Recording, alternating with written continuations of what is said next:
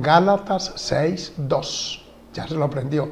Los felicito, hasta los niños pueden aprender hoy en esta escuela dominical.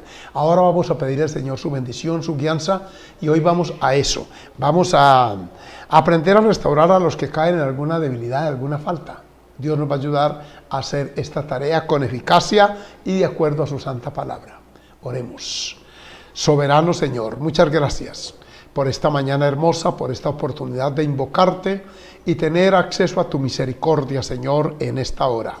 Quiero darte gracias, amado Dios, por darnos esta hermosa oportunidad, Dios mío, de estar un domingo más delante de tu presencia en cada familia, en cada hogar que nos acompaña en esta hora, y de esta forma, Señor, llevar adelante nuestro culto. Hemos podido cantar, leer tu palabra, saludar a tantos hermanos y hermanas, familias enteras que están conectadas en esta hora, otros que nos siguen a través de las ondas radiales de alguna radioemisora que transmite, otros lo hacen, Señor, a través de alguno de los tantos medios que gracias a ti y al adelanto tecnológico podemos usar para llevar tu palabra y no faltar a esta responsabilidad dominical de enseñar tu palabra. Dame la gracia y permíteme ser de provecho en tus manos en esta mañana para la edificación de este grupo de tus hijos e hijas que quieren aprender de ella. En el nombre de Jesús. Amén. Amén. Quienes les guste usar este medio, tomar notica, háganlo, es una bendición. Entonces hablemos de este tema sobre llevar los unos las cargas de los otros. No es una frase de cajón, es un texto bíblico. Ahí lo acabamos de leer en Gálatas 6:2, de manera que la iglesia tiene la responsabilidad de ayudarnos. Precisamente si no se nos ayudara a crecer en Cristo, a corregir nuestras deficiencias, a aumentar nuestra fe en el Señor, pues difícilmente llegaríamos a ser de algún provecho en las manos del Señor. De manera que esta tarea no es exclusiva del pastor, del líder, es de todos y cada uno de ustedes también. Entonces la iglesia tiene esa responsabilidad, procurar la restauración de los miembros que tropiezan. Hoy veremos cómo lograrlo. Hace 8 días estudiamos cómo amonestar sin perder el amigo, cómo recibir también una amonestación, etc. Hoy vamos a ocuparnos de esto, porque aquí encontramos esos dos tipos de cristianos. En Romanos 15:1 encontramos esos dos que siempre los hay, el fuerte y el débil. El fuerte no es el que lleva muchos años en la iglesia, puede que lo sea. Fortaleza no quiere decir cronología o tiempo. Fortaleza tiene que ver más bien con la llenura de Dios, con la capacidad de entender su verdad y con el entender que podemos ser útiles y reproducirnos, ayudar a otros. Ese es un cristiano fuerte, una persona sólida que conoce sus deberes y sus responsabilidades para con Dios, para con la iglesia, que se ubica en ese contexto cultural, espiritual llamado iglesia, ese conglomerado, pequeño, mediano, grande, como sea, y desarrolla alguna actividad para Dios. Muchos de esos que usted ve como mujeres que colectan ofrenda, que cantan en el altar, que dirigen, que visitan, que evangelizan, todos son personas más bien sólidas, fuertes. El débil es aquel que aunque le pasen años no crece, tiene todavía dificultades en perdonar a otro, tiene un temperamento no dócil para Dios, no ha rendido la totalidad de su vida a Cristo, porque les quiero decir que hasta donde usted le permita al Señor, en esa misma medida Él llega y ocupa ese espacio. Entonces, ¿cuál es la tarea del más fuerte? Ayudar al más débil. Vamos a ver esto porque está por allí en 1 Corintios 2:15, habla siempre de ese creyente débil. Estoy enfocado a la iglesia. Mire, 1 Corintios 2:15, ese texto, abran su Biblia allí y vayan alistándose y lo subraya, si es el caso, para que usted aprenda más. Veamos el texto, hijo, por favor. 1 Corintios 2:15. Glorificado nuestro Dios. Permítame leerlo, gloria al Señor, ahí está. Dice el 14 inclusive, mire que aquí se le llama de otra manera, ahí se le llama creyente carnal. El hombre natural no percibe las cosas que son del Espíritu de Dios porque para él son locura, y no las puede entender porque se han de discernir espiritualmente. Aquí habla del hombre carnal, pero mire el otro, el versículo 15, en cambio este otro, el espiritual, equivalente al maduro, al fuerte en la fe, juzga todas las cosas, pero él no es juzgado de nadie. Ese creyente carnal no es el pecador, no es la persona absolutamente pervertida, es el que llega a la iglesia, el apóstol Pedro, o creo que es el apóstol Judas, que los llama sensuales, que no tienen espíritu, son personas que no han podido superar etapas, se quedaron en la niñez espiritual, en la adolescencia, muchos llegaron, pero no avanzan.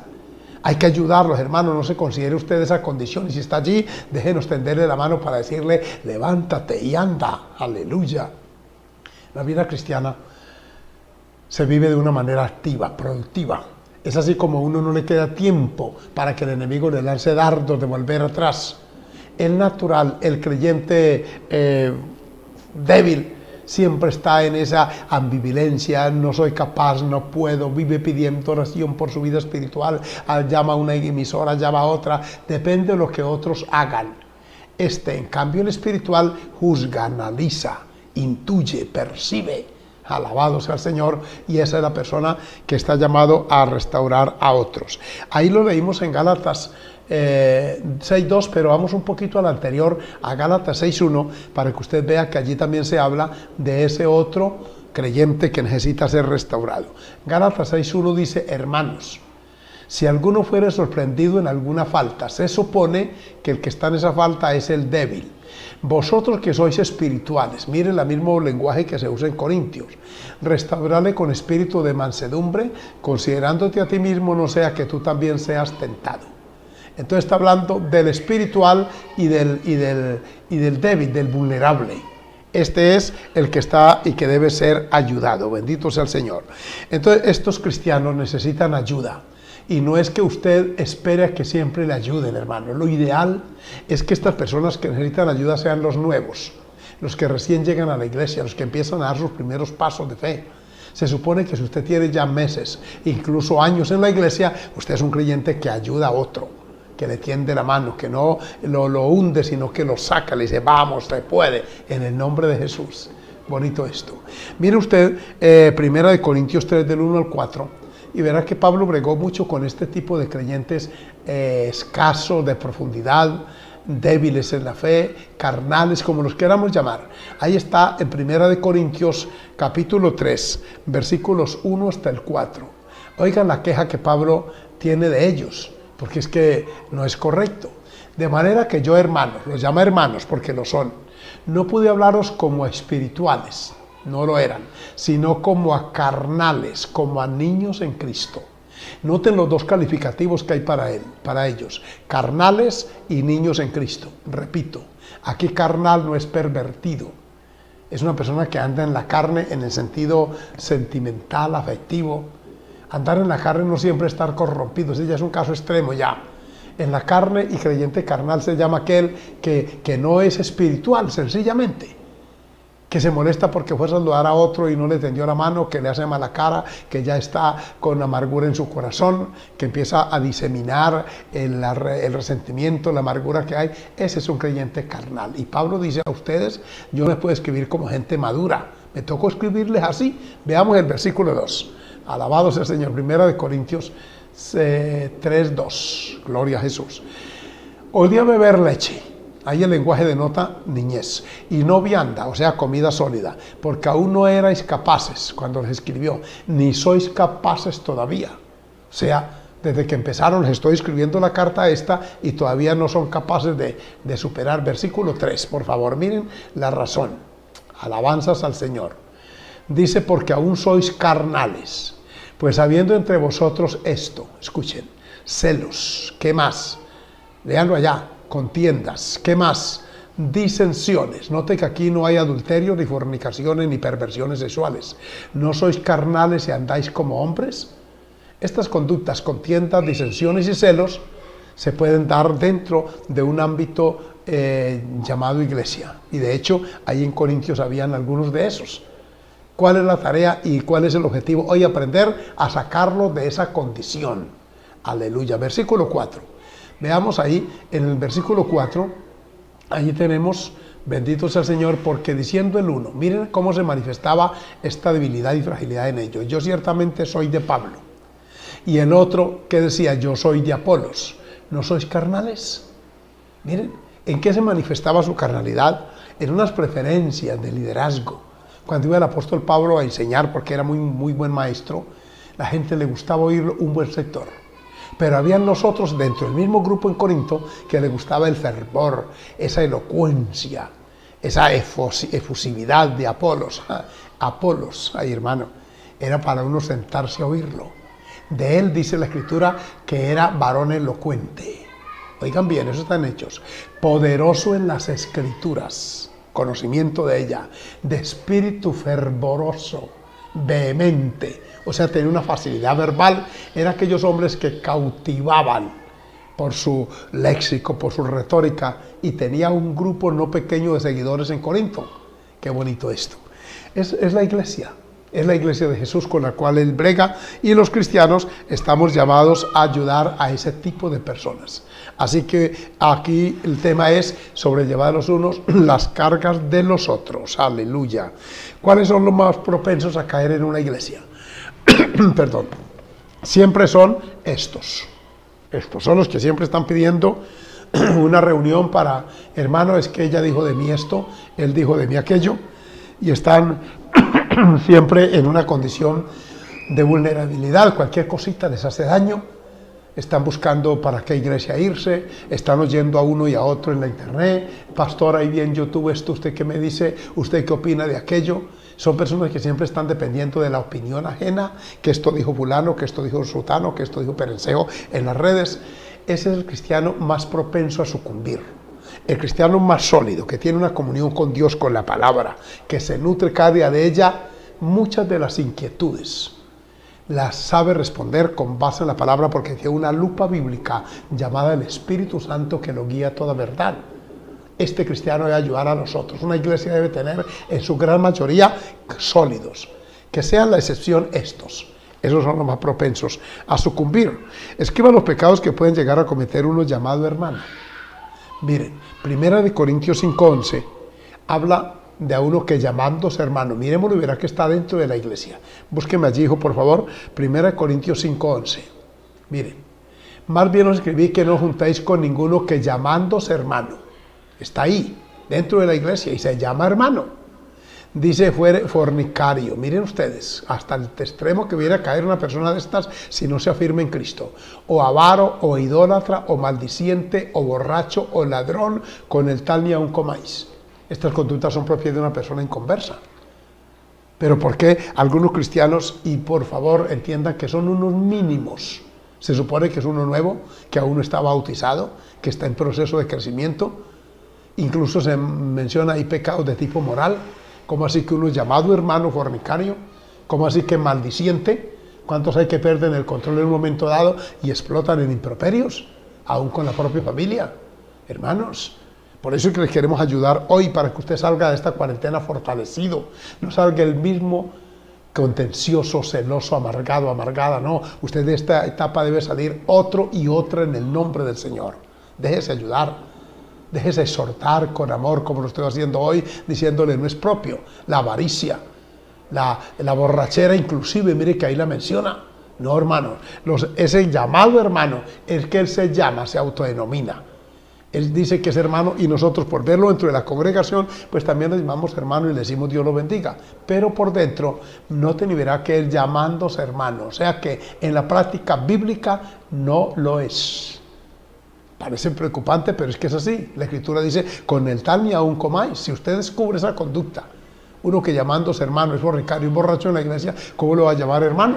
Yo como pastor tengo que exhortarlo a la luz de la Escritura para que mejore, corrija, se arrepienta y salga de esa condición. Porque el arrepentimiento no es único de la gente inconversa, totalmente irredentos. No, el arrepentimiento también se tiene que dar en el cristiano que peca.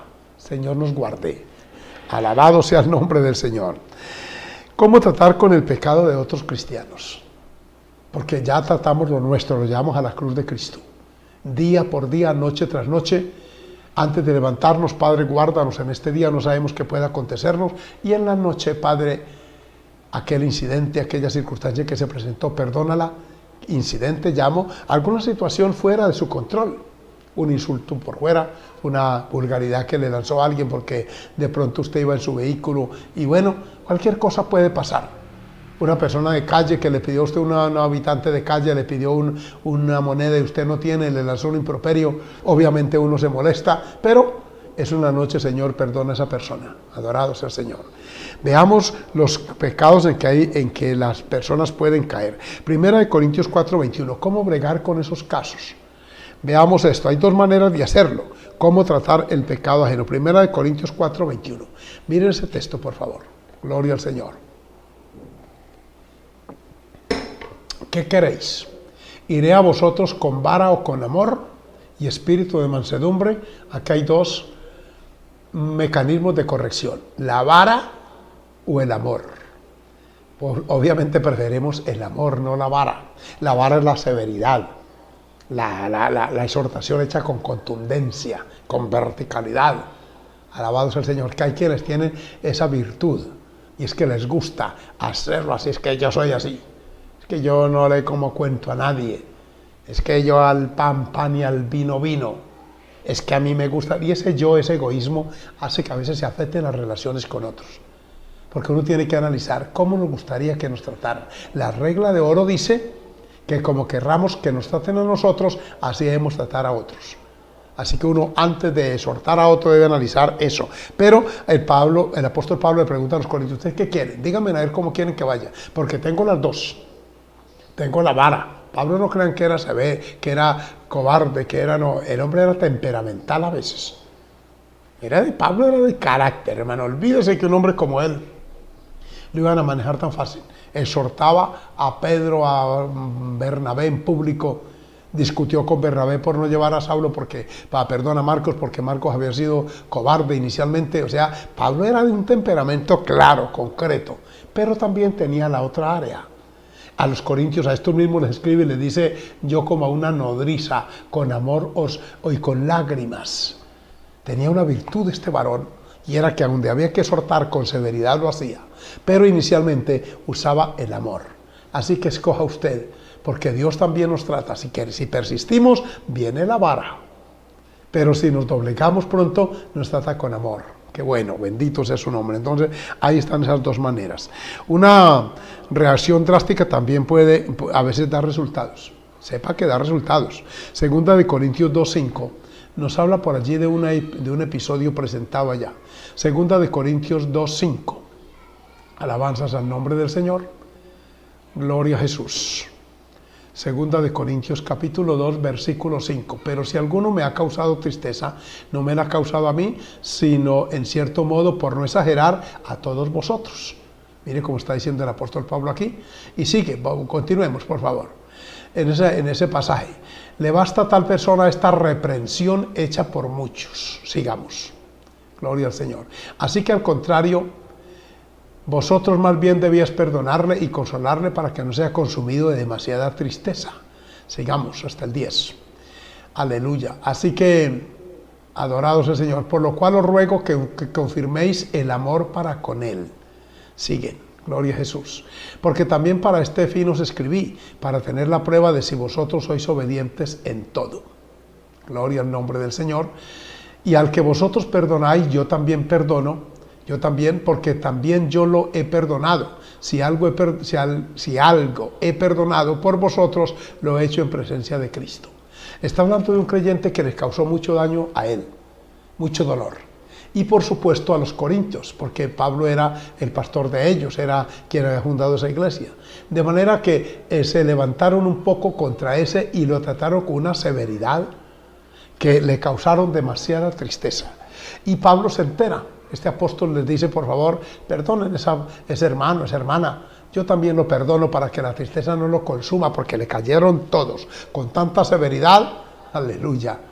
Yo creo que esa persona se restauró. Seguramente lo hizo, porque otro se va de la iglesia, se abandona y se tira del todo al mundo, al pecado. Este fue amonestado con severidad, pero se restauró, estoy seguro, porque Pablo también lo perdonó y les dice: ustedes perdónenlo, ya basta, ya. Lo exhortaron suficiente, ya él aprendió la lección. Que no lleguemos a ese extremo, hermanos. Adorado el nombre del Señor. Porque es que esto es complicado, hermano. Mire usted que los creyentes carnales no pueden ayudar a otros. Se dificulta. Hace 8 días hablamos de eso. Hoy lo vimos en Mateo 8 días, hoy lo vamos a ver en Lucas 6, 39 y 40. Veamos lo que el escritor Lucas dice. Gloria al nombre del Señor. Adorado sea el nombre de Jesús. Amén. Ya tenemos una cantidad adicional conectado. Les decía una parábola. ¿Acaso puede un ciego guiar a otro ciego? ¿No caerán ambos en el hoyo? Miren, versículo siguiente, el 40. El discípulo no es superior a su maestro, mas todo el que fuere perfeccionado será como su maestro. Aquí hay dos verdades. La primera expresada es que para uno poder conducir a un ciego tiene uno que tener el don de la vista, porque si no los dos caerán en el hoyo obvio. Si usted quiere restaurar a un creyente carnal, tiene usted que tener una vista mejor. Alabanzas al nombre del Señor, porque si no, no va a poder. Bendito el nombre de Jesús. Y si no, y luego adelante dice que la persona que, óigame bien, que el discípulo debe anhelar ser como su Señor, y que si llega a ser como su maestro, aleluya, se replicaría al maestro. O sea, ya ese maestro ya son dos. Esos dos pueden ayudar a otros, y de esta manera que se va multiplicando en la iglesia. Todo creyente sólido, maduro, debe ser eso. Debe ser una persona que se dispone en la mano del Señor para ayudar a otros. Alabanzas al nombre del Señor. Avanzamos en esta tarea. Óiganme bien. Primera de Pedro 2, 1 y 2. Primera de Pedro 2, 1 y 2. Gloria al Señor. Me está anunciando aquí que la batería se me está agotando aquí, pero yo sigo por allá. Gloria al nombre del Señor. Dice, desechando pues toda malicia. Oigan lo que hay que desechar. Todo engaño, hipocresías, envidias y todas las detracciones. Versículo 2, aleluya. Desead como niños recién nacidos la leche espiritual no adulterada, para que por ella crezcáis para salvación. Alabado sea el Señor. Oiga, qué hermosa verdad. El primer versículo dice desechando. Hay cosas que usted tiene que desechar, hermano, hermana, que Dios no se las va a quitar a las malas. El hábito de pronunciar indecencias, términos inadecuados. Óigame en eso. El hábito de estar codiciando los bienes ajenos. Noten que ahí hay unas conductas que están dadas en la vida de muchos creyentes. Se van dando de esa forma, y entonces esa persona no crece, porque no desecha esas cosas, no las echa de sí. Por favor, no espere que Dios le quite, por ejemplo, el vicio de fumar. Usted comprando cigarros, cargándolos en el bolso, aprovechando la soledad o el aislamiento para meterse a un baño a fumar. Así que va usted a crecer. ¿No? Usted no ha entregado su vida a Cristo de todo corazón, víctima de cuanto pensamiento lujurioso y de perversión. No hay tal allí. Entonces, mire usted que viene esa triste condición. De ahí que usted debe en esa hora, alabados al Señor, entregar esa parte al Señor. Y luego desear. Al sacar aquello viene una sed, un deseo. Antenoche me edificó mucho los mensajes que Dios nos dio por el pastor Luis Mesa y el pastor Gerardo Martínez en la vigilia. Me gustó mucho, mucho esa palabra, esa sed, ese deseo de crecer, desear como niños recién nacidos. El bebé llora cuando tiene hambre. Y cuando la madre lo alimenta, lo amamanta, se calma el niño y uno ve en él esa reacción de gozo, de alegría, porque llegó el alimento. Que así sean nosotros, dice el apóstol Pedro, deseen como niños recién nacidos esa bendición. Alabanzas al nombre del Señor.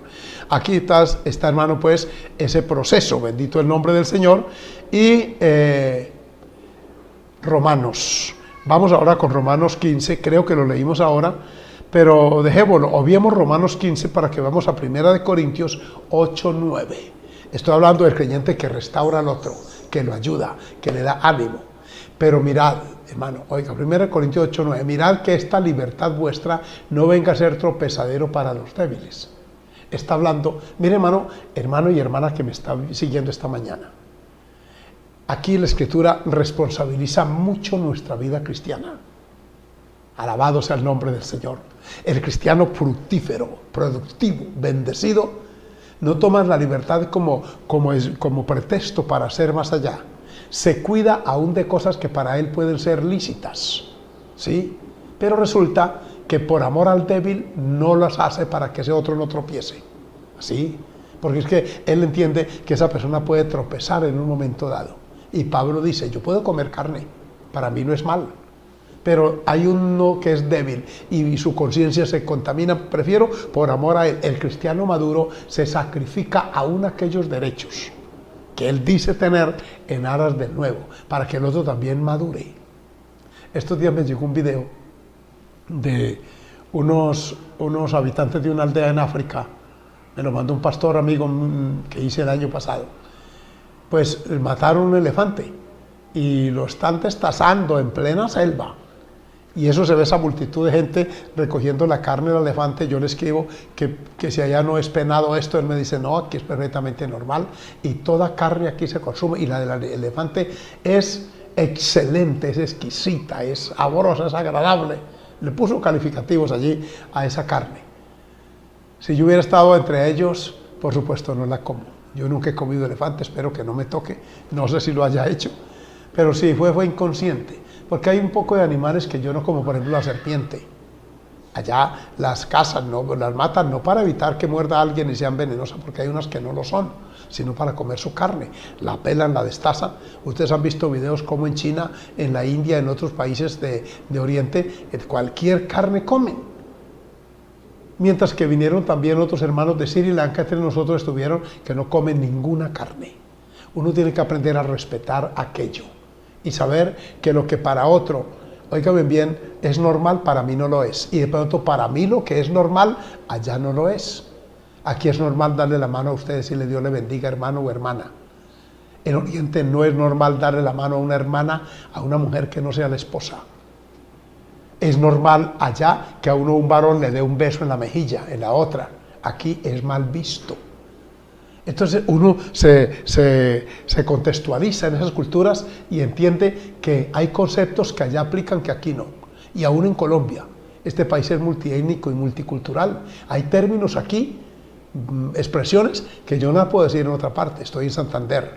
Pero hay términos por allá en otras tierras que aquí tampoco se pueden pronunciar, etcétera. Entonces mire usted cómo uno va ayudando al débil, porque de todos estos vamos convergiendo en las iglesias. En la iglesia usted encuentra, mire nuestras iglesias en Europa, en Estados Unidos, tienen una multiforme cultura, porque provienen latinos de México, de Centroamérica, de Panamá, de toda parte. En Europa igual, llegan que filipinos, que orientales, que rumanos, que italianos, y luego se mezclan con colombianos, venezolanos, ecuatorianos, peruanos, etcétera. Entonces empieza a darse una mezcla cultural que enriquece la vida. Mire, si hay iglesia donde se pueda aprender a desarrollar una vida cristiana, es allá entre ellos. Entonces, mis hermanos, qué bendición esto. Vamos a avanzar para terminar. Gloria al nombre del Señor. Entonces debemos tolerar. Tolerar aquí no es alcahuetear, por favor. Tolerar aquí no es pasarle la mano y calladito, que usted supo que un joven de la iglesia cayó en fornicación y calladito, hermano, porque la Biblia dice que tolerar, eso es alcahuetear el pecado. Una cosa es los defectos de carácter, que todos los tenemos. Por ejemplo, escuchen esto, la tacañería o la ausencia de generosidad para con la obra, aunque la Biblia lo cuenta como desobediencia, pero es un defecto de carácter, el temperamento. Eso es lo que la Biblia llama tolerar, pero lo que es pecado como tal no se puede tolerar. Hay que censurarlo de una forma clara, determinante a la luz de la Escritura, para que no se expanda. Porque si todos los cristianos llamados maduros, no, hermano, es que yo soy maduro y yo lo que vea al hermano hacer, yo lo dejo porque... No. La Biblia dice, no juzgáis y no seréis juzgados, no interprete mal eso. Ya lo estudiamos en una ocasión. Entonces, la restauración es tarea de varias personas. Ya hemos leído una y otra vez, hoy lo vamos a ver de nuevo para los nuevos hermanos que se han conectado, en Mateo 18, 15 al 17. Allí hay un proceso para restaurar y ayudar a esa persona que es débil en la fe. Y empieza por uno, luego se extiende a 2 o 3, luego a toda la iglesia. Todos hacen el esfuerzo para levantar a esa persona de esa condición. A mí no me ha tocado hasta ahora frecuentar este proceso, pero mírenlo y verá que a veces se da por estas circunstancias. Lean Mateo 18, 15, por favor. Alabado sea el Señor. Ahí está, bendito sea el nombre del Señor. Por tanto, si tu hermano peca contra ti, ahí está, ve y repréndele estando tú y él solos. Esto lo he enfatizado una y otra vez. Si te oyere, has ganado a tu hermano. Miren ustedes que una mega iglesia, por ejemplo, Esto es muy difícil de ponerlo en práctica porque la iglesia es muy grande y se forman pequeños grupos o convitos así. El pastor no alcanza a cubrir todas las áreas. Entonces es ahí donde se necesita la intervención de muchos hermanos, de mucho liderazgo para ayudar a pequeñas cosas ellos las pueden manejar, porque en una iglesia se pueden presentar cosas grandes, medianas y pequeñas. Jetro le dijo a Moisés: designan líderes de cierta jerarquía. Hay uno que no puede manejar sino 10, asígnele 10. Hay otro que de pronto puede tener un poco más de manejo, asígnele 50. Y de pronto hay otro más destacado, asígnele 100. Y de pronto hay otro que sobresale, ese maneja 500, y habrá uno que es excelente y ya está bien arriba, asígnele 1000. Los pequeños manejarán entre ellos los pequeños situaciones allá de ellos. Y lo grande, lo que de pronto tenga que ver contigo, por ejemplo la rebelión de Coré, el fuego extraño aquel que tuvieron y toda esa cosa, eso ya era de cierto tamaño, eso tenía que hacerlo una persona con mayor jerarquía, en ese caso Moisés. Entonces en una iglesia pequeña o grande se dan esos pequeños roces. Que le quitó la novia aquella, la novia que dejó a y le quitó el novio a esa gente carnal, esas niñas así, hay que amonestarlas y decirles: no le queda bien a usted esa conducta. En la vida cristiana se vive de otra manera. Este no es el mundo donde usted vino. Aquí es así, así, así. A esa persona hay que aclararles. Yo lo he hecho y lo hago con amor. Pero es que la vida cristiana es otra. Si seguimos con las mismas manías y hábitos del mundo, entonces ¿qué hizo Cristo en nosotros? Con la misma lengua larga, con la misma chismografía, con los mismos pensamientos carnales y llenos de lujuria. No, no puede ser. En Cristo vivimos de otra manera. Alabado sea el Señor. Y ahí lo dice el Señor: si ganó a ese hermano, listo, amén. Si no, hay que ayudar a otro, llamar 2 o 3. Miren el versículo 16 y verá que allí hay un paso siguiente que hay que dar, pero no con todo mundo. Mas si no te oyere, toma aún contigo a 1 o 2. 1 o 2. Eso 1 o 2 dice, para que en boca de ellos conste toda palabra. No son carnales, son personas de nivel espiritual. Porque el que le sirve a usted o a mí para ayudar a otro a restaurarse no es una persona carnal, es otro u otra que está a mayor nivel, bendito sea el Señor, que tiene una madurez, que sabe aconsejar, que sabe orientar. Qué bueno es oír personas con esa madurez. Si usted estudia el capítulo 15 del libro de los Hechos, encuentra que ese problema doctrinal que se presentó en la iglesia primitiva fue manejado por gente sabia. Se incorporaba alguien, se estaba de pie y empezaba a exponer, a argumentar, y los otros oían. De pronto alguien levantaba la mano, pedía la palabra y aportaba a ese debate. Es tan bonito leer eso, cómo van armonizando y cómo va descubriendo uno una sabiduría en todos esos hombres, hermano. Así corrigieron el mal, levantaron un acta, una circular que fue enviada a todas las iglesias de Asia Menor, y se corrigieron los males. ¿Pero por qué? Porque lo manejó gente espiritual. Por eso usted, hermano débil, no le confíe sus inquietudes personales a cualquiera. Tenga un confidente, una confidente válida.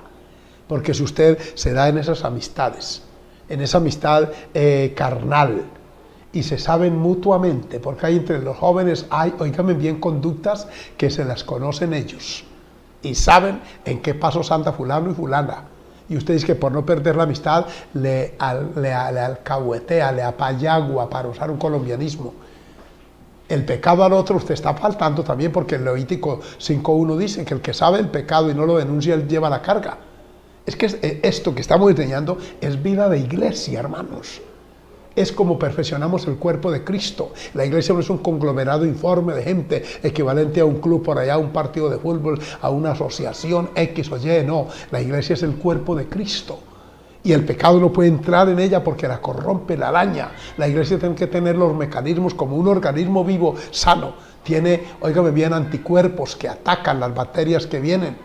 ¿Por qué estamos tan vulnerables los mayores en este COVID-19? Porque precisamente nuestro organismo ya no tiene la misma fortaleza de un muchacho de 20 años, de 25. Y por eso es que cualquier circunstancia nos tiene en el extremo. Ahí está la queja de los abuelos de 70 años para arriba, molestos porque confinados, toda esa experiencia acumulada en casa y todo allí, porque somos o son más vulnerables. Yo todavía no llego allá, pero voy para allá con la ayuda del Señor. Pues bien, en la iglesia tiene que haber esos robustos y sólidos que ayudan a esos otros a salir de esa condición y allí está. Entonces se llaman 2 o 3, es tarea de varios. Hay personas que, por ejemplo, me consultan a mí alguna inquietud, pero simultáneamente lo hacen con otros y empiezan a comparar la opinión de fulano y de fulano. A ver quién me dice, hermano, es que fulano me dijo esto y lo otro. Yo inmediatamente detecto que es una persona muy carnal. Por ejemplo, me pregunta un joven, pastor, ¿yo puedo bautizarme viviendo con mi pareja? ¿Cómo así? Sí, es que estamos ya conviviendo juntos, pero yo me quiero bautizar. Yo abro los ojos y digo, esta persona no ha pasado por un nuevo nacimiento, no ha tenido quien lo doctrine, está muy nuevo en la fe. ¿Cómo se le ocurre que usted se va a bautizar estando en fornicación? ¿No ve que no ha abandonado ese pecado? Y el bautismo es una evidencia externa pública que ya uno pasó de muerte a vida, lo dice Romanos. Gloria al Señor. Todo esto muestra que hay una cantidad de niños en Cristo. Usted ve multitudes, iglesias numerosas, y fervor y entusiasmo, pero adentro puede haber mucha niñez espiritual, mucho raquitismo, ausencia de crecimiento. Ay, que Dios nos ayude en esto. Esto es bien serio. Bendito el Señor. Aleluya. Dios bendiga todos los hermanos que nos están acompañando desde muchos lugares del exterior. Dios los bendiga. Sigo porque debo ir avanzando. En los capítulos 5 y 6 de Primera de Corintios, que son extensos, el apóstol Pablo trata 2 casos. Veámoslos así a grosso modo. Primera de Corintios capítulo 5, el título, bendito sea el nombre del Señor, nos habla de una circunstancia que se presentó en esa iglesia. Y ahí arriba dice un caso de inmoralidad juzgado. Y era de inmoralidad. Era el caso de un hombre que se fue a vivir con la madrastra. Aberrante, vergonzoso, antibíblico, antiético, anti todo. ¿Cómo así que le quita la mujer al papá y se va a vivir con ella? Pablo no estaba en ese momento. Hubiera sido muy severo con esa conducta. Sencillamente le escriben y él desde allá emite un juicio y le dice, ustedes que están en la iglesia, ¿no juzgan eso? ¿Por qué no ponen a ese perverso, ese es el calificativo, lo ponen aparte? Y le somete una disciplina severa, entréguenlo a Satanás para la destrucción de la carne, para que su espíritu viva. O sea, la mayor severidad se aplica a una conducta semejante. ¿Cómo es que metido en una iglesia? ¿Cómo es que oyendo la predicación, escuchando, viendo en armonía con nosotros, se le ocurre dentro del seno de la iglesia irse a vivir con la mamá? ¿Y qué clase de mujerzuela era esa también? Es que ahí se juzga al hombre, pero se supone que también la señora se sobreentiende que era ya mayor, porque si estaba viviendo con el papá no era un adolescente, y este tenía un hijo que era ya un adulto también. Es que uno deduce de lo que hay allí y Pablo se sorprende y dice, eso ni siquiera entre inconversos se tolera. ¿Y ustedes en la iglesia con esa calaña de gente allí? No, hermanos, la iglesia tiene que protegerse y somos llamados todos, no solo los pastores, a proteger la iglesia y a censurar ese tipo de conductas. Ese hombre fue, hermano, de una manera clara contra él. En el capítulo 6 de Corintios, ahí mismo más adelante, hay un episodio que ustedes lo deben ver, y es que ya no tiene que ver con la moral, sino con la relación entre ellos y con pleitos de naturaleza jurídica. Ahí el apóstol Pablo dice el versículo 1, osa o se atreve alguno de vosotros cuando tiene algo contra otro ir a juicio delante de los injustos y no delante de los santos. Hay determinadas circunstancias, y permítanme tocar esto aquí, amada iglesia, que tiene que ver entre nosotros. Por ejemplo, que un hermano le sacó un dinero prestado a otro, le firmó una letra de cambio, un compromiso formal, hizo un documento, pactando con cláusulas claras allí, pero luego no puede cumplir y se hace loco, no, es que es hermano, y yo no tengo cómo pagarle. Hermano, órele a Dios que le devuelva eso, como dijo una vez alguien, que le prestamos un dinero, y cuando no pudo, ay, hermanito, oren al Señor que se lo devuelva porque yo no puedo. Ese no es un argumento, porque hay un pacto con un compromiso, sea verbal o escrito. El cristiano está llamado a cumplir. Pero aquí se da el caso de dos, que uno le incumple al otro. Y insista al hermano, devuélvame el dinero. Nosotros hemos sido testigos y nos han llamado como autoridades, que este pastor sacó prestado, hermano, que no me vuelve el dinero, que quedó de tal fecha y que no lo ha hecho. Esos casos se pueden dar. Y Pablo dice aquí, entonces se van ante un tribunal. En esos casos ustedes pueden arreglarlo, Pueden ustedes llamar a unos cristianos espirituales y poner en claro, se supone que ahí debía terminar el pleito. Y les digo esto porque algunos censuran, ay hermano, ¿por qué se van a los tribunales? Mire que esto y lo otro, porque hemos tenido algunos pleitos y los hemos ganado casi todos, el 90% aquí en Colombia. ¿Cuál ha sido el delito? Que los pastores se quedan con los templos y dicen, es que esto es mío, cuando no lo es. Entonces es ahí donde ya tenemos que acudir a un tribunal humano. ¿Por qué? Porque llegamos al arreglo. Lo correcto, lo estatutario, lo ético, lo social, lo legal, es que yo lo que no es mío lo entregue. Y los templos no son nuestros, ningún pastor es dueño de un templo. No puede serlo. Yo no conozco en 43 años que llevo de cristiano, 40 de ministerio, un solo pastor que haya construido el templo con su propio peculio, con sus recursos. No lo conozco. Todo lo hacemos con el apoyo de ustedes, iglesia. Que la venta de allí, que la donativo allí, que la ofrenda de allá. ¿Cómo va uno a poner eso al nombre de uno si no es legal, no es bíblico? Se llama ser deshonesto. Decirle a un pueblo por un micrófono, hermano, vamos a conectar la ofrenda pro templo. Ese término pro templo tiene una connotación y en el imaginario del pueblo que lo oye es pro templo. Y un templo es un escenario donde el pueblo se reúne. Es de la iglesia. Bendito sea el Señor. Se coloca una escritura pública para protegerlo, para que nadie lo reclame. Porque legalmente los templos son de todos y son de nadie. De todos porque todos contribuimos para ello. Y de nadie porque nadie lo puede reclamar como propiedad individual. Es en esos casos cuando se da que ahí sí tiene que entrar el tribunal humano. Porque Timoteo dice que la ley se hizo para el perjuro, para el desobediente, para el secuestrador y para lo que se oponga a la verdad.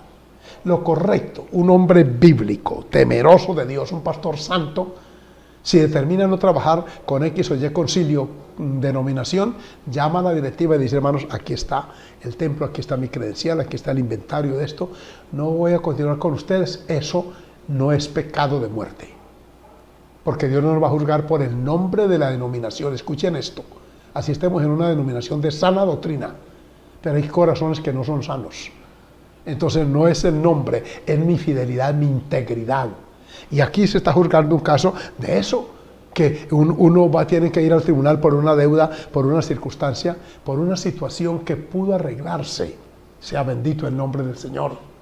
De una manera más personal. Entonces estamos hablando de esa parte solamente, bendito el nombre del Señor.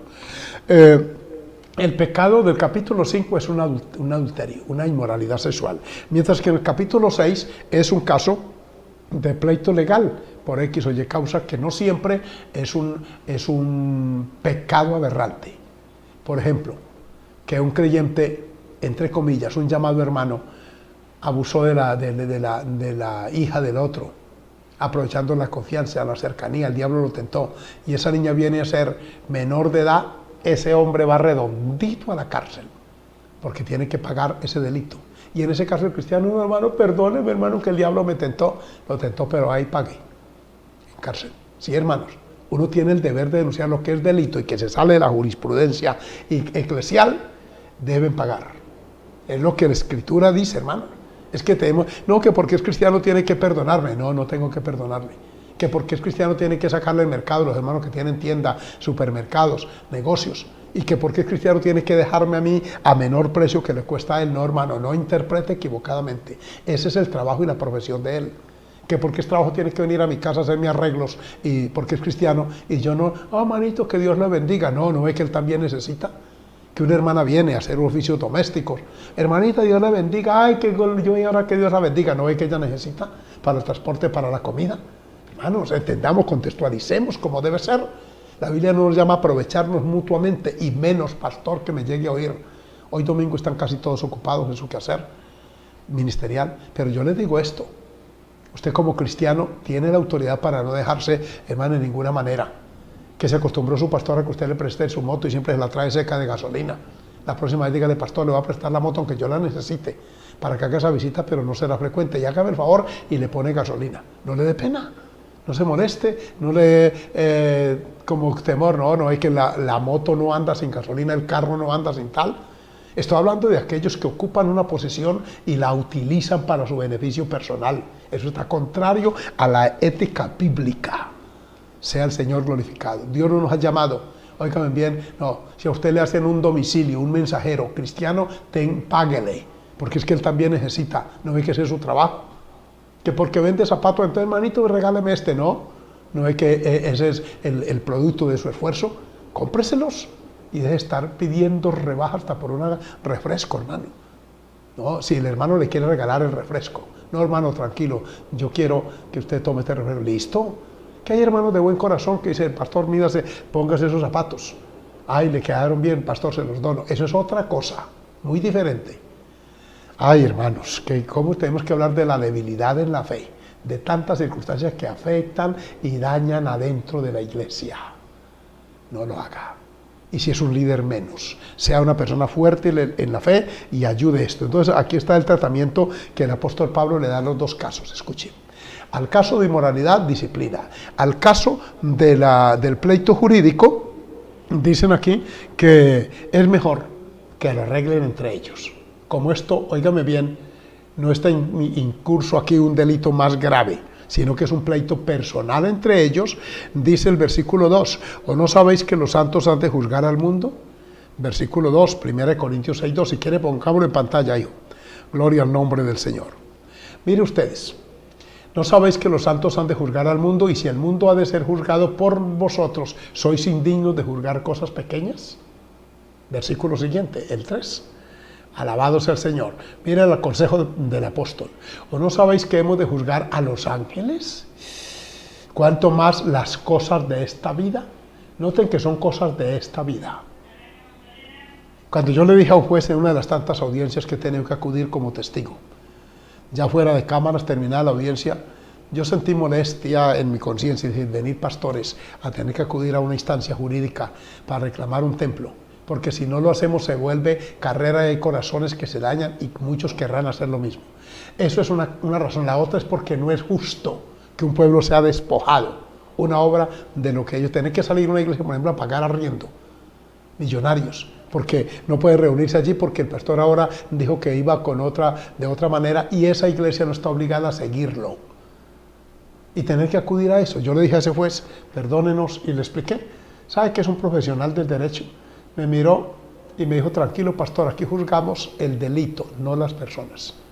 Cuando alguien entra y se sienta en ese estrado, para nosotros es un ciudadano, independiente si es cura, si es pastor, si lo que sea.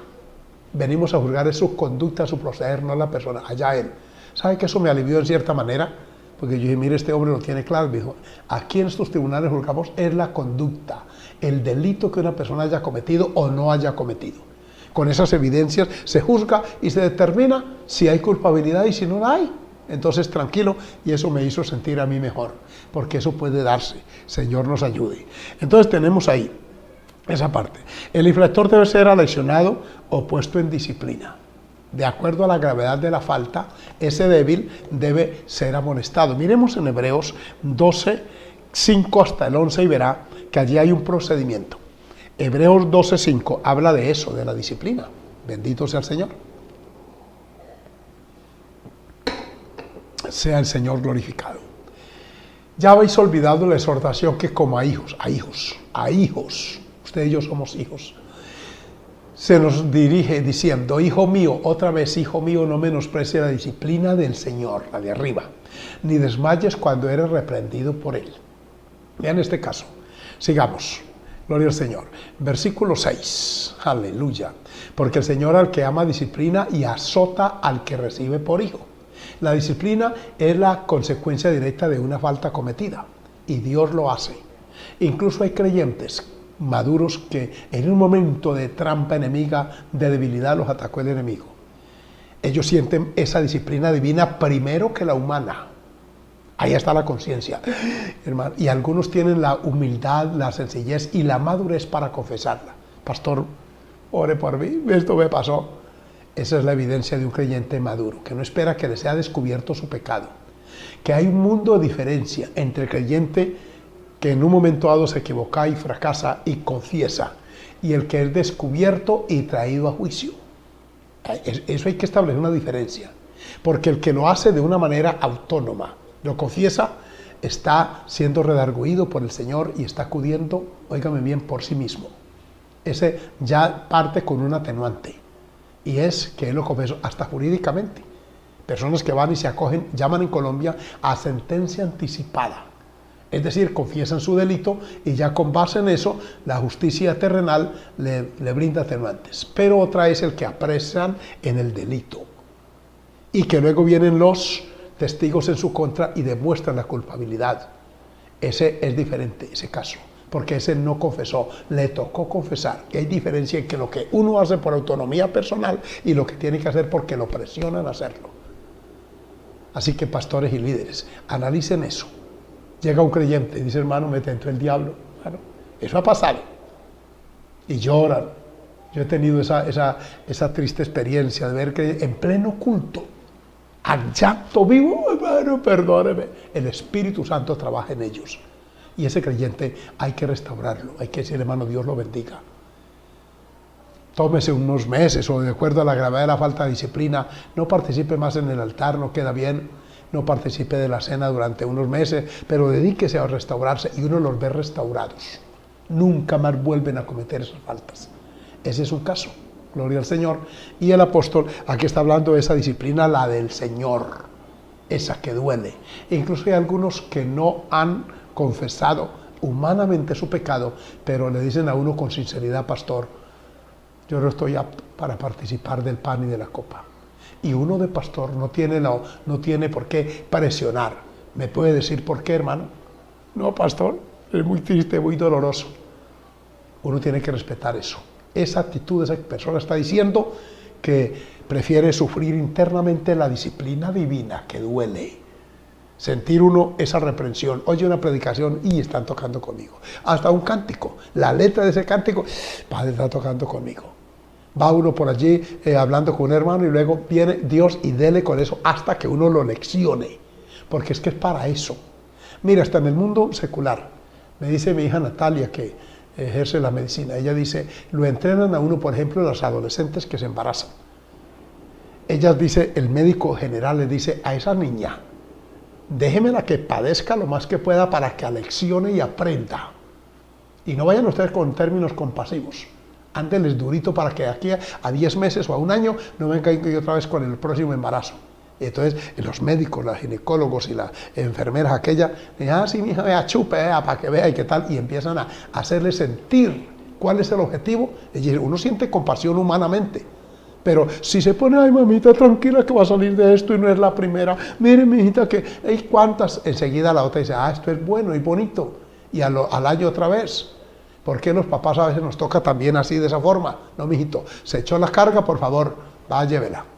Mire, ¿para qué? Para que no se reincida. Alabado sea el Señor. Sigamos en Hebreos 12:6. Veamos ahora, 12:7 debe ser. Alabado sea el Señor. Miren, que habla de esa disciplina interna. Si soportáis la disciplina, está hablando al objetivo de ella que somos nosotros. Dios nos trata como a hijos. Y pregunta, ¿porque qué hijo es aquel a quien el Padre no disciplina? ¿Cómo así? Que si soy hijo, cualquier falta, ahí viene el Señor. Y es que nos formamos esa base de eso. Con modestia se los digo, a que uno de ustedes me ven frente a ustedes ahí en sus casas. Yo he pasado por periodos, no por pecados, pero sí reprensiones, desprecios, circunstancias que son normales en la vida. ¿Para qué? Para que uno aprenda a entender que el Dios del cielo es un Dios celoso. Aleluya, amonestaciones, observaciones que en un momento dado nos tienen que hacer nuestros superiores. A un creyente de banca, con cuánta humildad han venido a decir, pastor, no le quedó bien haber dicho esto, y tiene uno que disculparse. Son disciplinas, son métodos que Dios utiliza. Y voy terminando, adorado sea el Señor, versículo siguiente, vamos hijos hasta el 11. Miren lo importante de esto, porque la disciplina es necesaria, pero si se os deja sin disciplina, de la cual todos, estos todos está usted y estoy yo, subraya la palabra todos, han sido participantes, todos sin excepción. Entonces soy bastardos y no hijos. Lo que hace que el vínculo conmigo y el Señor se fortalezca es la disciplina que yo acepto de su parte, que sí me la ha enseñado Dios. Por ejemplo, cuando yo tenía 18 años, yo penséis que en casarme. Ya tenía esa inclinación normal hacia el sexo opuesto. Mi mamá, como era una mujer tan severa, mi padre era muy tranquilo. Yo dije, yo esta señora no me la aguanto. Yo en 19, 20 años ya soy capaz de empuñar una herramienta, trabajar en el campo. Una campesina de esta me puede servir de esposa. Pero cumplo 20 años próximamente. Óigame bien, y a los 12 días se muere mi papá accidentalmente. Y me mete Dios en este molde. Y yo lo entendí ligerito como una forma de disciplina divina. Disciplina no siempre es veracidad para el castigo o verticalidad. Disciplina tiene que ver con la etapa formativa. Ahí dice que todos hemos sido participantes. Ese molde lo conlleva uno a no poderse salir. El molde hace eso. El molde le da figura a lo que se pone dentro. Aleluya. Es un método antiguísimo y se sigue usando. Muchas cosas que usted ve son producto de un molde donde lo ponen. Amén. Pues bien, ese molde es la formación del Señor para nosotros. Entonces, cristianos que me están oyendo en esta hora, que Dios nos ayude, verdad, en esto. Aceptemos la disciplina, dejemos a Hebreos hasta ahí y vamos a ver los 3 niveles de disciplina antes de cerrar esta sesión. Gloria al Señor de hoy. 3 niveles de disciplina, arriba, medio y abajo. Porque de acuerdo a la gravedad, todos los presos que están en una cárcel, todos no están, óigame bien, pagando los mismos años de cárcel. Eso depende del tipo de delito que hayan cometido, como están allí. Veamos esta primero. Primera de Tesalonicenses 5:14. Alabado sea el Señor. Ahí tenemos un nivel de disciplina para sobrellevar los unos las cargas de los otros, para ayudarnos mutuamente. Primera de Tesalonicenses 5:14. Aleluya. Oiga, qué bueno es el Señor. También os rogamos, hermanos, oiga la primera como es, que amonestéis. La primera disciplina es un llamado de atención. Amonestar. Y ahí están esos, los ociosos.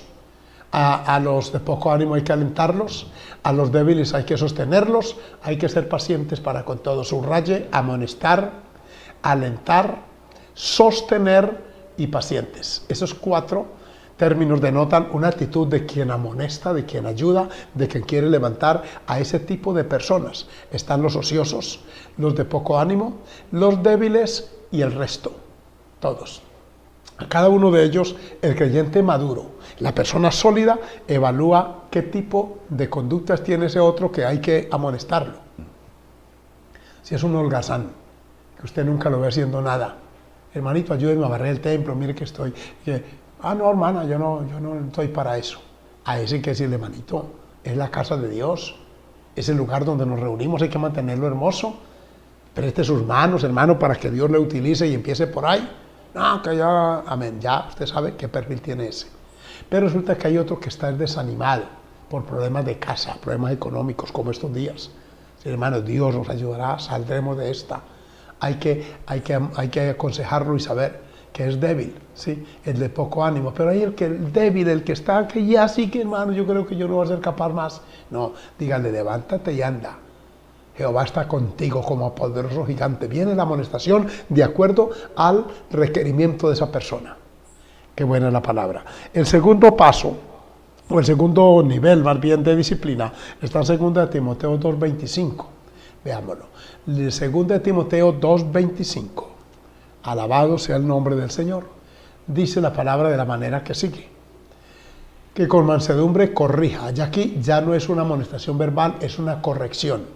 Corrija a los que se oponen, porque el que está allá ya no es un débil, ya no es un ocioso, es un opositor, bien sea en lo doctrinal, en lo eclesial. Es que yo no estoy de acuerdo con esto, es que yo no estoy de acuerdo con aquello, y es el concepto general de la iglesia. Entonces a ese hay que corregirlo, sí señor. ¿Y quién está llamado a hacerlo? El fuerte, el sólido en la fe. Decir, un momentico, hermano, usted no va a desestabilizar el proyecto. Hermano, que vamos a hacer tal proyecto para la gloria del Señor en la iglesia. No, mire, por ejemplo, cuando los hijos de los profetas le dijeron a Eliseo, el lugar en que estamos es muy estrecho. De verdad que no cabemos aquí. ¿Por qué no vamos hasta el Jordán y cortamos cada uno una viga y armamos un lugar más amplio? Eliseo les dijo, vamos, y todos fueron. ¿Qué tal que se hubiera levantado uno y que si no están de acuerdo, no se pongan aquí, estrechitos, aquí podemos? ¿Qué cuento de ir por allá a invertir más esfuerzo? No. Hay proyectos que hay que apoyarlos y cuando hay alguno que se opone, bien sean proyectos de construcción, proyectos doctrinales, de enseñanza bíblica, bendito sea el Señor, proyectos de ministerio, que los hay quienes se oponen y tienen ideas muy contrarias y opuestas. A esa persona hay que corregirlo y la corrección es más que una amonestación verbal temporal. Entonces ya estamos en un nivel más arriba. Veamos el versículo otra vez, 2 Timoteo 2:25. que con mansedumbre corrija a los que se oponen, por si quizá Dios les conceda que se arrepientan. Miren que ya está en una condición de pecado porque es arrepentimiento, para conocer la verdad. Y el versículo siguiente dice, y escapen del lazo del diablo. Miren cómo está esa persona, miren qué condición, pongamos el 26, y escapen del lazo del diablo en que están cautivos a voluntad de él.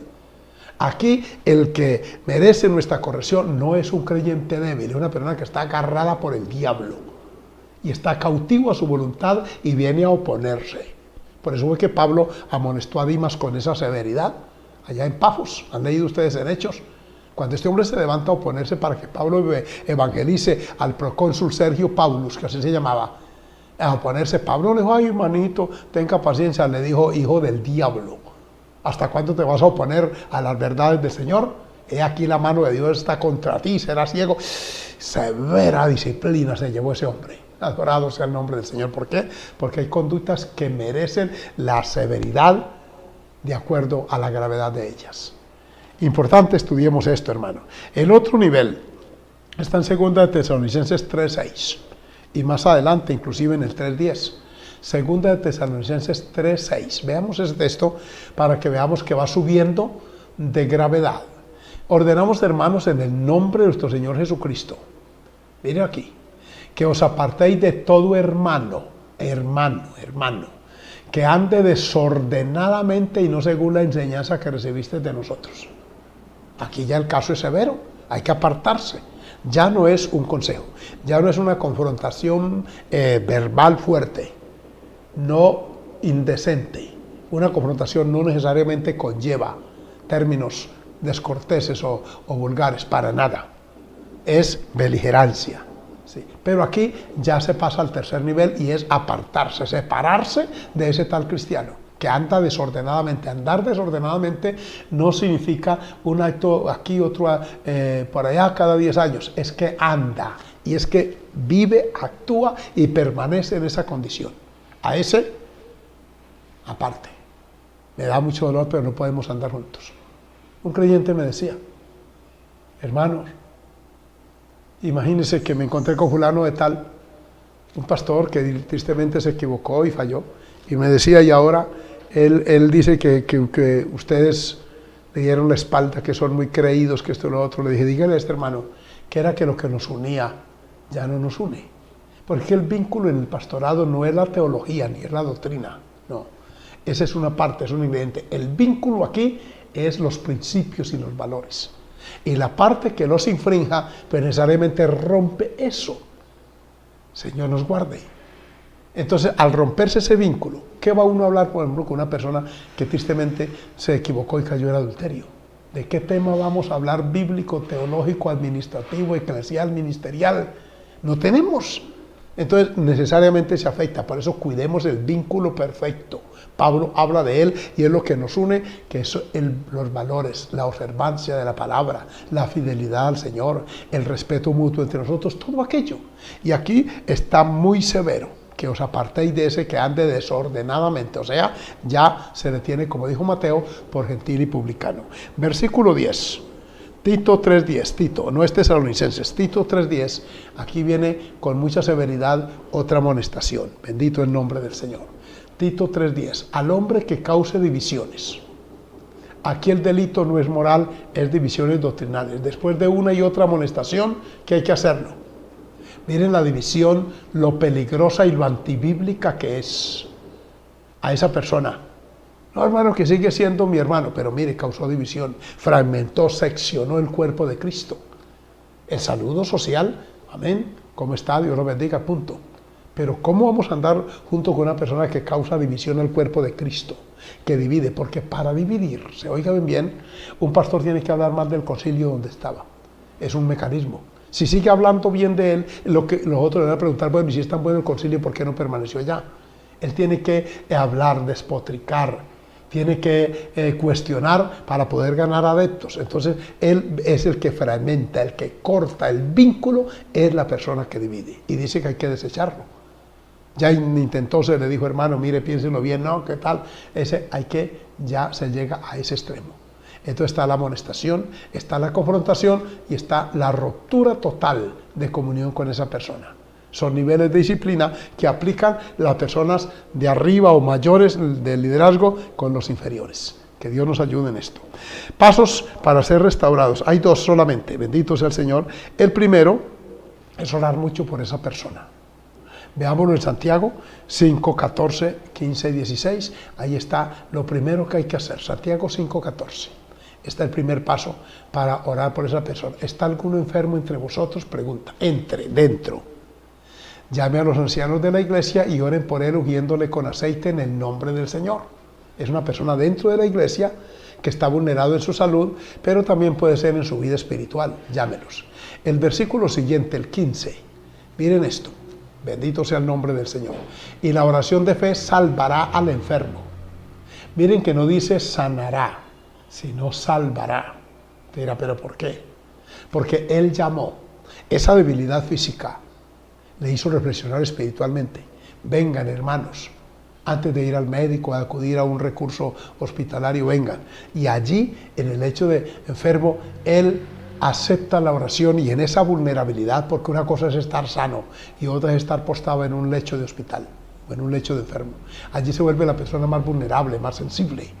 Entonces ahora está diciendo, hermanos, perdónenme lo que les contaba hace poco, de aquel creyente que en un lecho de hospital mandó a traer los diezmos, mandó a la esposa que los sacara del banco y los entregara. Adorado sea el Señor, que era un diagnóstico equivocado. Entonces, ahí está. Y luego el versículo 15. Miren lo que pasa, dice, ahí que lo vimos. La oración de fe salvará al enfermo.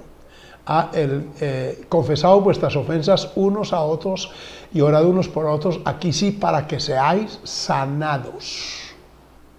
Te quiero decir, y eso médicamente está comprobado, que una persona con profundo resentimiento espiritual, con una incapacidad para perdonar la ofensa ajena, se vuelve más vulnerable. Su sistema inmunológico baja de nivel y cualquier gripa, cualquier cosa lo postra, siempre vive enfermo, achacoso. Usted no ve a esa persona robustecida en salud física, mental, no lo ve riendo, en cierta manera departiendo con otros. El creyente en esa condición está aislado, está enfermo. Es como la oveja cuando se aparta del rebaño, del redil, esa oveja está enferma. El pastor la detecta y dice, y va a ver, tiene gusanos, tiene nuches, tiene parásitos intestinales. Esa oveja en esa condición es raquítica, no tiene buena carne, la lana es de baja calidad, todo eso. Hermano, es bueno que se examinen esta mañana. ¿Qué tipo de oveja está usted? ¿Cómo está por dentro? ¿Qué leche está produciendo? ¿Qué corderos está pariendo? Perdónenme para usar en término biológico, adorado sea el Señor. Así que se ora por él, se le visita, amén. Aunque aquí en Santiago dice que es él el que solicita la visita. Llame a los ancianos de la iglesia. Pero tenemos grupos de visitación en las iglesias que cumplen esta función y llegan con un pequeño presente, algunos con una ofrendita, dependiendo si es el padre, familia postrado, la familia en vulnerabilidad. No peca usted el líder que le diga pastor, lo llama, sale un poquito y dice, pastor, no tiene nada, no hay ni una panela en esta casa, los niños están sin qué tomar, hermanos, se ven desnutriditos. Pastor, podemos colectar un mercado para ellos, anunciemos en la iglesia. Amén, hermana. Y usted, pastor, si tiene algo en el bolsillo, déjele llegar algo. Eso bendecirá a esa persona, la sanará. Aleluya. En estos tiempos sí que se necesita este procedimiento. Y el último es, este es el vulnerable, el que está ahí en la cama. Pero el que llega, ¿en qué condición debe estar? Debe estar lleno de Dios y de los frutos espirituales. Vamos a verlo en Gálatas 5, 22 y 23. Ahí está el recurso que tiene esa persona para llegar a esa casa. Gálatas, ahí estamos, Gálatas, por favor, hijo. Ahí viene, gloria al nombre de Jesús. Amén. Qué bonito estudio este, me gustó. Más el fruto, o sea, lo que usted tiene, lo que usted produjo porque Dios vino a usted y produjo, porque los frutos no nacen de sí. Estos son la evidencia del Espíritu. Por eso dice, no es el fruto del intelecto. Y dice fruto del Espíritu. Y note que la palabra Espíritu está en mayúscula. O sea, no es de su espíritu humano. Es del Espíritu de Dios que llegue a nosotros y empieza a expresar que hay amor, gozo, paz, paciencia, benignidad, bondad, fe, mansedumbre, templanza. Usted se lo sabe de memoria y si no lo sabe, apréndalo. Cuando un creyente fuerte, sólido en la fe, tiene estos frutos, tiene oígame bien, un potencial. Alabado sea el Señor. Tiene el consejo, tiene el amor, tiene la autoridad moral y espiritual, tiene una cantidad de recursos, hermano, para ayudar a otros. Sobrellevemos los unos las cargas de los otros. Estos días usted se va a enterar de familias, no solo de personas como tal, sino de familias enteras. Sea el Señor glorificado. Y uno ve, uno intuye, uno percibe esa necesidad en ellos, no necesita que se los diga. Hay creyentes que, aunque parezcan débiles, son sólidos. Y es que llevan en sus rodillas sus angustias, y algunos no las comentan, para no generar como una conmiseración exagerada en otros, pero las llevan delante de Dios, oran y claman. Pero usted que llegue a visitar, uno no necesita tener don de discernimiento, uno observa. Sea el Señor glorificado. He tenido esa experiencia con mi esposa, a veces solo, a veces ella. Me dice, mi amor, aquí en esta casa están la hermana fulana, el hermano fulano, que estos días tenemos que también, hermano Yesid, que está ya en conexión, hacer también otra vez la rondita aquella y ayudar a alguien. Cada mes lo estamos haciendo. Y vamos a ayudar a usted que tiene todavía en la alacena, que tiene por allí, aliste algo, según Dios lo haya bendecido, porque hay una casa, si usted tiene 10 panelas, hay casas donde no hay una. Si usted tiene 5 kilos de arroz, hay casas donde no hay una libra, que es medio kilo. Hermanos, podemos. No solo en la parte espiritual, que es mi énfasis esta mañana, sino en la parte también social, llamémoslo así. ¿Por qué no oramos a Dios en esta hora? Usted que se creía débil, dígale, Señor, diga el débil, fuerte soy. Seré un creyente a partir de esta enseñanza. Padre, perdóname, que al tornar a la iglesia yo llegue con ánimos, con vigor, y que me constituya en uno que ayuda. Porque vendrán muchos, vendrán después de esta cuarentena muchas vidas. Me han dicho hermanos de Europa, con quienes conservo obviamente conexión y comunicación, que ahora que reabrieron hace apenas 2 semanas, en Alemania, en España, en Italia, dicen, nos está sorprendiendo a pesar de esas limitaciones. Tanto grupo, y colocan las sillas, se ciñen, como hay que ceñirnos si llega hacia aquí, a todos esos protocolos, pero personas nuevas. Y me han mandado fotos y yo digo, este es nuevo, porque yo lo veo allí en el culto con un pantalón corto de pronto, y digo, obviamente no es un cristiano, pero ahí está con su tapabocas, porque es obligatorio, y están llegando esas personas nuevas. ¡Qué bueno! Que el antiguo, el mayorcito, esté pendiente de ella. Jóvenes, hermano Peter, entrene los jóvenes, dígale, vamos a estar pendiente del que llegue a llegarle, ayudarlo, no se sabe con qué heridas venga del mundo, que llegó un señor de cierta edad, los padres se le acercan, de cierta edad, usted sabe que las edades se buscan, Dios lo bendiga, una señora, cualquiera que llegue, ayudémoslo. Vamos a orar en esta hora, pero vamos a hacer pacto. Va usted a comprometerse con Dios, que lo va a hacer de todo corazón en esta hora. Glorioso Padre Celestial, alabado y glorificado es tu glorioso nombre.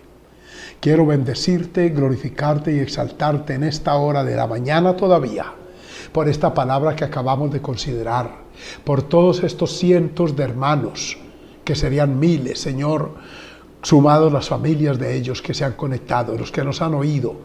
Padre, que ellos propongan en su corazón, esos cristianos que hasta aquí han sido indiferentes, tal vez nominales, temporales allí, que reaccionen, que tu Espíritu los motive, porque, oh Dios, tenemos mucho por hacer, largo camino nos resta, hay que restaurar al débil, al confundido doctrinalmente, aquella persona, Señor, vulnerable, que fue criada en un ambiente de hostilidad, aquella familia que está en una circunstancia, oh Dios mío, de contiendas frecuentes, de violencia intrafamiliar, de desprecio, todos aquellos que tú estás trayendo a la iglesia, que podamos ayudarlos, tenderles la mano, brindarles nuestro compañerismo, oh Dios mío, hacerles sentir nuestro afecto mutuo para que tu bendición también a ellos los alcance. Bendice, Señor amado, a los jóvenes que puedan prepararse para atender y ayudar a aquellos que tú estás salvando en esta cuarentena y que ya están ordenados para vida eterna. Padre de la gloria, pero oro por aquel débil, que salga de su condición, que no se acostumbre y se adapte a ese nivel, sino que anhele salir, superar, avanzar, crecer, para que se constituya en un recurso de bendición para otros, y de esta manera nos llenes, oh Dios amado, de tu gracia, pero también de hombres y mujeres espirituales, que podamos sobrellevar las cargas, ayudarle al otro hasta cierto camino, no llevar la carga 100%, sino dar ese empujoncito, esa fortaleza, para que él continúe y camine después, oh Dios, y ayude a otros.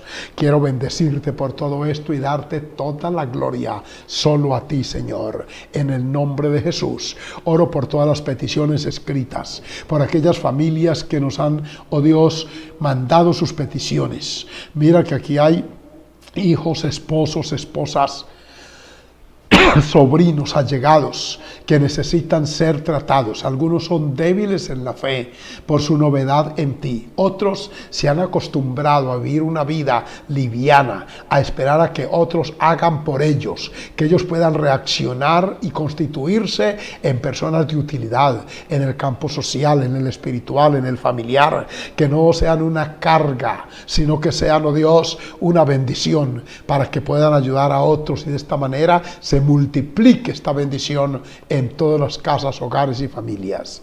Bendícenos ahora, Señor, por tu gracia y tu misericordia. Amén y amén.